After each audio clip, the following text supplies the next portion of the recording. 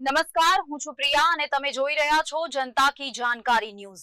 નજર કરીએ આજના સમાચાર। સુરતના પોશ વિસ્તાર ગણાતા પાર્લે પોઈન્ટ વિસ્તારમાં હની ટ્રેપ ગેંગનો આતંક સામે આવ્યો। સુરતના પોશ વિસ્તાર ગણાતા પાર્લે પોઈન્ટ વિસ્તારમાં હની ટ્રેપ ગેંગનો આતંક સામે આવ્યો છે। ભોગ બનનાર વ્યક્તિને પ્રેમ જાળમાં ફસાવી ત્યારબાદ નકલી પોલીસ બની લાખો રૂપિયા પડાવતી ગેંગના 5 સભ્યોને સુરત પોલીસે ઝડપી પાડ્યા છે। આ ટોળકીમાં 3 પુરુષો અને 2 મહિલાઓનો સમાવેશ થાય છે। આ ગેંગ અત્યંત વ્યવસ્થિત રીતે પોતાનું નેટવર્ક ચલાવતી હતી। પહેલા મહિલાઓ દ્વારા ટાર્ગેટ કરવામાં આવેલી વ્યક્તિને પ્રેમ જાળમાં ફસાવવામાં આવતી હતી। જ્યારે ભોગ બનનાર વ્યક્તિ મહિલા સાથે હોય ત્યારે ગેંગના અન્ય પુરુષ સભ્યો નકલી પોલીસ બનીને ત્રાટકતા હતા। તેઓ ભોગ બનનારને ડરાવી ધમકાવીને બળાત્કારના ખોટા કેસમાં ફસાવી દેવાની ધમકી આપતા હતા।